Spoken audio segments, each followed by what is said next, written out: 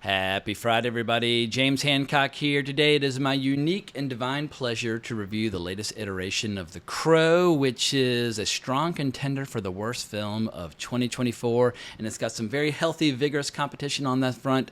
This year's already given us Madam Web. This year's already given us Borderlands. And coincidentally, Borderlands comes from the exact same studio that gave us The Crow, Lionsgate. And after seeing Borderlands and seeing The Crow, I mean, The Crow's got a budget of $50 million, and Borderlands has a budget of $115 million. It's enough to make one wonder, like, is Lionsgate willfully and deliberately trying to go out of business? Like, whoever's running the studio right now, like, are they... Like, is it one of the situations like when the mob like burns down a restaurant so they can collect the insurance money? Like, what the fuck is going on here? Because this movie is the antithesis of everything movies are supposed to be. Whereas like the original Crow was great to look at, this movie is photographically ugly. And while the original movie had atmosphere and style and cool music and like entertainment value, this movie is the complete and total opposite. It's mind-numbingly dull and boring. I watched the majority of the movie like with one eye closed, like trying my hardest just to keep my eyes open. I was in awe of how uneventful and how boring it was, and just how lackluster and incompetent and amateur everything about it seemed to be, from the screenplay to the direction to the cast. Like, everything about it was a complete and total misfire. And poor Bill Skarsgård, I hope they backed up like a dump truck of money and a Lamborghini, like a house in Malibu, whatever it took to get him to be a part of this movie, because he's a very talented actor. He deserved better. And the character of Eric definitely deserved better. And I think Bill Skarsgård, his reputation will survive, and he'll bounce back when he plays Count Orlok in Nosferatu later this year in December. But I was just stunned by what a non-event this was, because usually with a bad movie, at least there's stuff that you can kind of mock or laugh at, like, oh my God, that line is horrendous, or oh my God, I can't believe just how, just how like unintentionally comedic this whole movie is turning out to be. The Crow's the exact opposite. It's just one of those movies that sucks out your will to live. It sucks all the joy out of living. I mean, it is a black hole of nothingness from which no joy will ever escape. And it just blows my mind that this is the movie we've received after all these years of development. This iteration of the movie, which they're claiming is a direct adaptation of the 1989 comic book series, it is not. The comic book series and this movie, well, apart from the name The Crow, they bear no resemblance to one another. But according to what I'm reading over on Wikipedia, since 2008, they've been working on this version of the movie. At one point, Stephen Norrington was going to direct it, then Juan Carlos Fresnadillo, then Javier Gutierrez, and then Corin Hardy were initially signed to direct. But Bradley Cooper at one point was signed on to play the Crow, Luke Evans, Jack Houston, Jason Momoa. It's like, I wonder how much money was spent just on the different screenplays and like trying to lure people in, trying to develop this movie. And here we are after 16 years with like the biggest thud of a movie that you could possibly imagine. And it did not have to be this way. And I think at this point we just need to recognize The Crow is the comic and The Crow is the movie from 1994. That was like a late 80s and early 90s phenomenon where for like a brief shining moment, the goth kids out there got to have their hero, got to have their Batman. And obviously Batman is a little goth as well, but I feel like that's more gothic. Where when you think of goth, I mean, I think of Halloween parties in the mid-late 90s where kids would show up dressed as the Crow, the makeup, the face paint, the hair, the whole deal. I won't claim to be, all that knowledgeable about goth music or goth films and that sort of thing. Of course, you're going to think of people like Marilyn Manson, but like in The Crow, like the Crow as the Crow basically doesn't even show up until like deep into the movie. And as I was watching it, I was like, this is like watching a Batman movie where Batman never puts on the costume or wins a fight. It's like, imagine a Batman movie where you just see Bruce Wayne being sad for an hour, and at the very end, he puts on the costume and punches a few people. But I was just flabbergasted by each and every single creative choice that went into this movie. And I had a pretty good idea in advance that this movie was going to be completely, totally unwatchable, which begs the question, why go to see this? I guess maybe I'm a little masochistic, or maybe I was just feeling charitable towards the movies in general, because last night I saw a good movie, Strange Darling, which I really enjoyed. And sometimes when you see a good movie, it's almost like a palate cleanser. Like, all right, well, I'm ready for more. I'm ready for more experiences. What I was thinking about doing was spending the day playing Black Myth Wukong and possibly reviewing that. And I've been really enjoying that. I think I'm about 33% of the way through that game. Very cool new IP, very fun action-adventure game. Very cool, just like, it's a Chinese video game where you're playing a talking monkey who speaks Chinese, who beats the fuck out of people with a stick. It's an absolute blast, but I know a lot more about movies, and I know a lot more about comic book adaptations than I do about video games. So I decided, you know what, I'm going to review The Crow, not Black Myth Wukong. But I think Black Myth Wukong will just be my palate cleanser. As soon as I'm finished with this video, I'll spend the rest of the day playing that video game and taking out my frustrations with this movie on each and every single boss that I encounter in that very entertaining game. But maybe rather than flagellating myself for the fact that I paid money to have this experience, maybe I should look at it as an opportunity to celebrate what came before, because the original comic by James O'Barr, and this special edition, it's not quite the original experience because he went back and added like supplementary material. However, the supplementary material that he added mostly consists of like really gorgeous imagery of Eric's deceased girlfriend in the nude. So I was like, all right, that works. Like, you're giving me some erotica to enjoy and that sort of thing. But if you want to see just a cool late 80s black and white comic where an avenging angel rises from the grave a year after his murder to kill all the people that murdered him and his girlfriend, well, then it's a very satisfying read. And it's like, I wouldn't even say that the original comic is like goth. It almost feels like punk rock, and just like its aggression and its intensity. And the original movie came out at the absolute perfect time for me to embrace it, because in 1994, we'd had Tim Burton's Batman and Batman Returns, but like the big superhero craze was by no means a thing, nor did we know that like the big superhero craze was like right over the next horizon with movies like Blade and X-Men and Spider-Man. And if you were a comic book fan at that time and looking for movie adaptations of comics, it was slim pickings. Like, you never got them. And the fact that The Crow was very entertaining, very watchable. I mean, I recently revisited it. You could definitely criticize it for a whole host of issues, but what I will say is that it looks fucking fantastic. It's got great style. It's got great atmosphere. Every frame's a painting. It's all like rain and nighttime and mist and steam and like kick-ass fight scenes.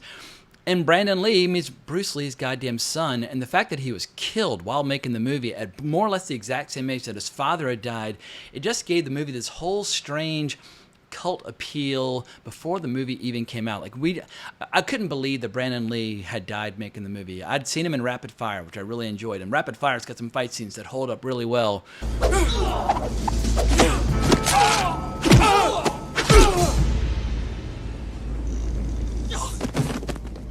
And he was like really just getting his career going, whereas Bruce Lee at least had managed to make a handful of really good martial arts movies before he died. But it has made the whole... It almost stopped being like a movie. It just became like this like source of morbid curiosity. But then because the music was good and because it did have so much atmosphere and it kind of played into like the story of Eric being murdered and then rising again, it almost kind of mirrored what had happened to Brandon Lee in a strange way in real life. And so at age 17, it was very easy to get very obsessed with it. And for years, kids were dressing up as the Crow when they would go to Halloween parties. My college roommate, my sophomore year, had a giant poster of the Crow. Like, it was a full-blown cult phenomenon, and it did very well. But by 1996, it was over. I remember in my fraternity for a Rush event, we went to see The Crow City of Angels, and we were like, oh, this is fucking terrible.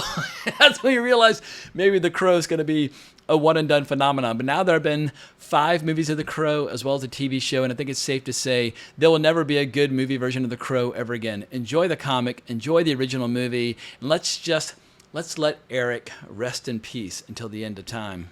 And comparing this new movie to the original movie, it's amazing just how many mistakes this new movie makes. It takes forever to get started. We have like a 30-minute like rehab sequence in the beginning where the new Eric and his girlfriend are falling in love, and they decide to break out of this rehab clinic and go off and have adventures and blah blah blah. But like the original movie, it just dives right in. It's like it's 1 year since their death. Eric's coming back from the grave. He realizes, oh, I'm an undead, angel of death that's hell-bent upon revenge. He puts on the face paint, and like 10 minutes into it, he starts beating the crap out of people, and you're more or less like, right in the thick of things, and he's going up against some fascinating villains. The villains in this new movie, I mean, this whole movie is lacking in personality, but goddamn, even Danny Huston, son of the legendary John Huston, and he's not afraid to appear in some schlocky movies. Even he can't like inject any life or personality into this movie. But God, it's funny, like I thought this video was gonna be really, really short, but now I'm suddenly realizing that I've got so many different things that I want to criticize it for. But let's stay focused like on the first third of this movie, because as bad as the whole movie is, by far the worst part is the beginning, and it blows my mind this movie is an hour and 51 minutes long. It felt endless. I mean, I was in my seat just like fighting desperately to stay awake. But this movie makes a critical error in judgment by trying to flesh out the romance before all the action begins. And FKA Twigs, who plays the love interest, she might be a good pop singer or a music star or whatever. She's a pretty limp actress, and just the love affair, It doesn't need to be there. All you need to know is that Eric was in love and that they were murdered. And they're murdered for different reasons here than in the original movie. In the original movie, it's like this big real estate scheme where these like people who specialize in black magic are basically trying to buy people out of the property in the area. Here it's a situation where the girl, she was a singer who got turned into like a hooker for a guy who sold his soul to the devil, and he likes like whispering in people's ears and making them do horrible things, and he's basically trying to like tie up loose ends by killing all the girls that he's manipulated in the past. And it was like, I feel like I'm getting dumber even describing this plot, but it takes like a good hour and 20 minutes before like the Crow, as we think of the Crow, even shows up in this movie, because you're not the Crow unless you have the goddamn makeup. You need to have the mascara like dripping down your face. And Bill Skarsgård spends most of this movie just kind of moping about and just acting sad and lonely and that sort of thing. It's just it's so obvious in hindsight, but it's like, do these people, the people who wrote this movie and directed this movie, have they ever seen any fucking movies? Movies need to have pacing, and they need to have rhythm. They need to have forward momentum. They need to have excitement. They need to have entertainment.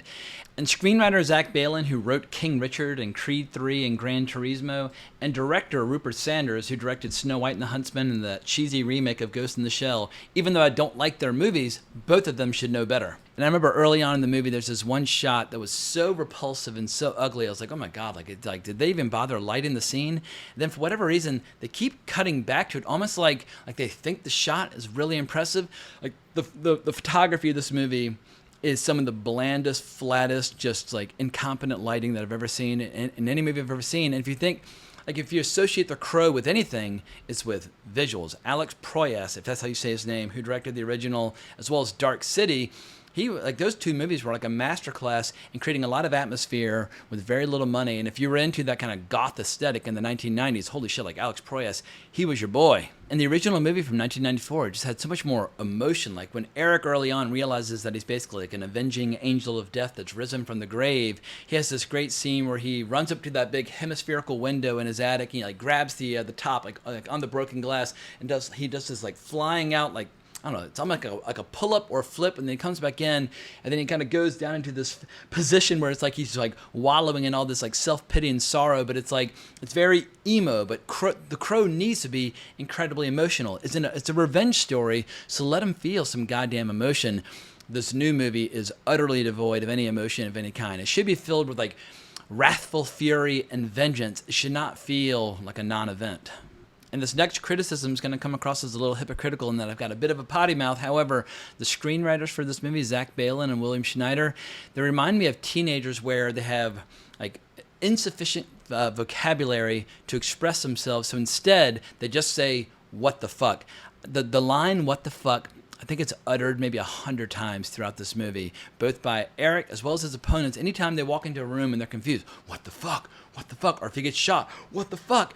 It's like, please stop saying that, or find another way to say what the fuck. Say like, what the hell, or oh my God, or anything. But I couldn't believe they just kept going back to that well. It's not that good of a line to begin with, and it wears out its welcome very quickly, but it almost became like a nervous tick of the movie. It's like, well, I guess somewhere somebody's going to come up with a drinking game where every time you hear what the fuck, you're going to have to take a shot of bourbon or whatever. But if you do, you will be dead by the end of the movie. You might be dead by the end of the movie just from boredom, but don't play any drinking games based on what the fuck. Or maybe that line, what the fuck, is just a way of the cast and crew of this movie saying, like, what the fuck? Like, what do we have to do to just wrap this thing up and get it behind us so we can move on with our lives? I don't know if this was a troubled shoot or a pleasurable shoot, but the reality is this final product is going to bring, like, you know, just ruination upon everybody involved.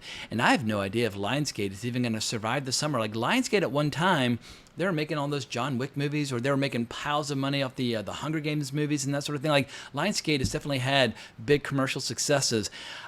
Either somebody's taken their eye off the ball, or there's been an executive game of musical chairs behind the scenes. Who knows? But like I said before, we are watching a studio trying to commit suicide in real time. And it just blows my mind that so many experienced writers and filmmakers associated with this film could like be making this movie and feel like they're on the right track when they're just making mistakes every single step of the way. Like the fact that they chew up 30 minutes of screen time at this rehab clinic early on, a co-ed rehab area where everybody dresses in pink for some reason, doing all these emotional support exercises. I'm like, the original movie just dives right in. Like that's what you're supposed to do. Like it's a little bit like Blade. A Blade movie basically needs to consist of Blade showing up, killing a bunch of vampires, and at the very end, he kills the strongest vampire, and then the story's over. It's not that hard to make a Blade movie, and yet for the last 5 years, Marvel's been trying and failing to get a Blade movie off the ground. But the same holds true with The Crow. Eric and his girlfriend get murdered, he rises from the grave, and he gets revenge. And somehow they managed to even screw that up, because in this movie, like, you've got this, like, devil worshiper played by Danny Houston who has Eric and Shelley killed. But then the very end of the film, and if you don't want spoilers, bail out now, but who gives a shit? With the movie this bad, who gives a fuck about spoilers? The movie seems to imply that it's all just been some elaborate fantasy as the two of them were being suffocated to death, and then Shelley's allowed to live because Eric sacrifices himself to save her. But what it doesn't take into account is that if it was all just some big elaborate fantasy that Eric had, because like his spirit guide who's there to kind of teach him about his powers, as it turns out he's one of the paramedics, like, sorry Shelley, Eric didn't make it.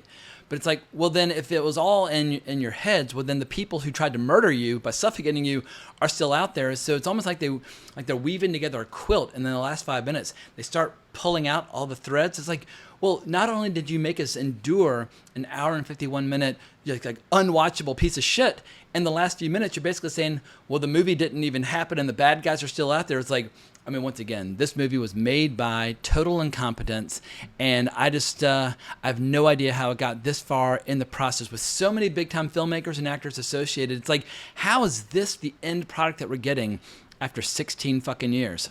But if somebody were to put a gun to my head and say one thing positive about the movie, the closest this movie comes to delivering something that is actually watchable, toward the end of the movie, Eric goes on a rampage and beats up a few bad guys. And that's the nicest thing I'm going to say. Like, once he realizes like how to use his powers and how to kind of endure the pain, he puts on all the black makeup, he puts on like a trench coat or a duster, gets a samurai sword and a gun, and takes out the trash. It's this ridiculous scene. There's an opera going on, and there's this giant shootout going on in the hallway where he takes out like 100 people, but it's like, I don't care how loud they're singing inside, people are going to notice if like 100 fucking guns are going off, but whatever. Like, I'd say the peak of the movie is that one big fight scene, but they basically make you wait until nearly the end of the movie before they even give you a proper fight scene, because early on, every time he goes into like an adversarial situation, it's almost like he doesn't even really fully understand that he's immortal or that he's going to heal. He just basically, he'll get like shot or stabbed and kind of curl up in a ball and whine and cry and that sort of thing. But like,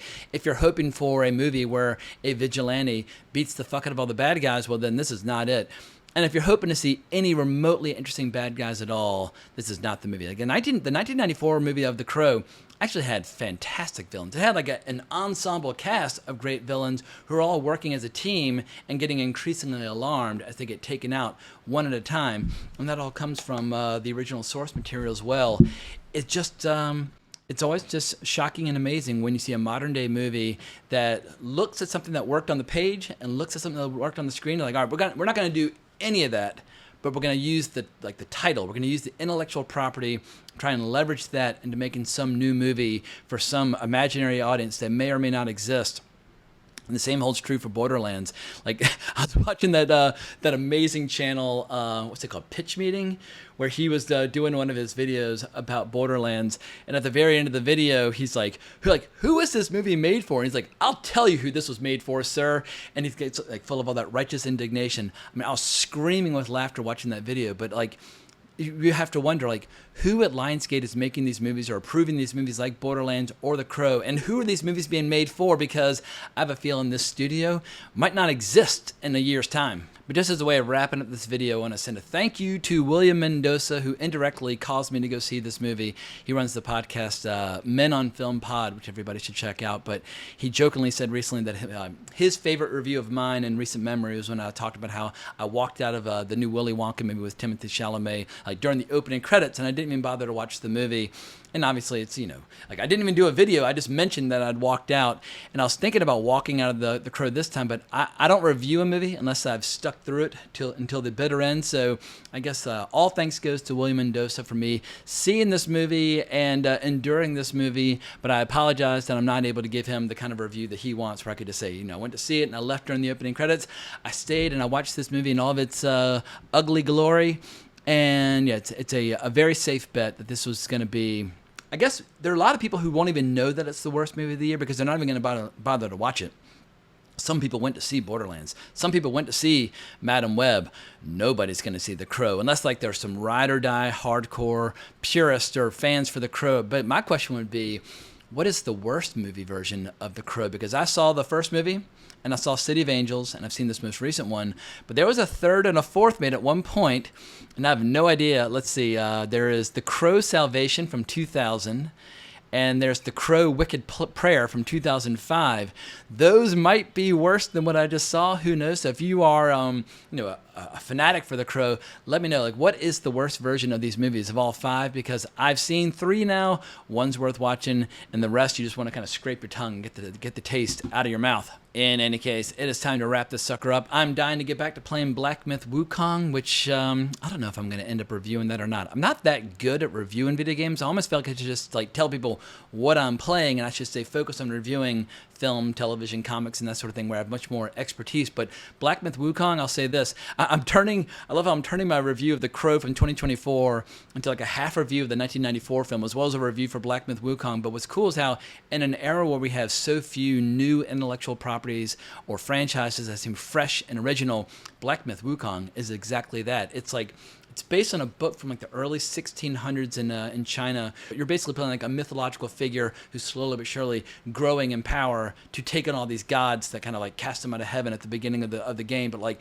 if you're into big, bold, mythic fantasy that is not based on any kind of familiar ideas in the Western world, it's a complete and total breath of fresh air. And it seems like if you're looking for new IP or new ideas, increasingly you find them in video games. You don't find them in big budget movie franchises. But who knows, maybe this time next year, Lionsgate will release a movie version of Black Myth Wukong and totally fuck it up the way they did Borderlands. So yeah, Lionsgate, shame on you for making this goddamn movie. Oh my God, I'm seeing here on Wikipedia, there's some unmade Crow movies. There's The Crow 2037, there's The Crow Lazarus.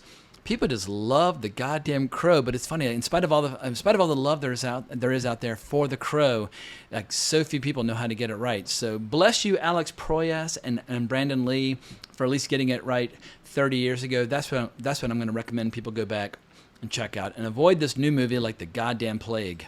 But it's time to wrap up this video before I make myself go stark raving nuts. So I hope you enjoyed this rambling video where I tackled a bunch of different topics, but I wanted to make a video today, and this is what I landed on. I don't know if it was a good idea or a bad idea, but I did it. Now I've got to live with it the same way all the people who made The Crow have got to live with it as well. But if you enjoyed this video in any way, shape, or form, please consider liking the video, subscribing to the channel, hitting that notification bell. I hope everybody has a great time at the movies this weekend. Go see Strange Darling. I saw Blink twice, which I did not like. I don't know if I'm going to be in the minority on that or not. But yeah, I think Strange Darling is the new movie to see this weekend. And my hope is that by this time tomorrow, I'll only be thinking about Strange Darling and not about The Crow. But like I said before, hope everybody has a great weekend at the movies. But more importantly, as always, onwards and upwards.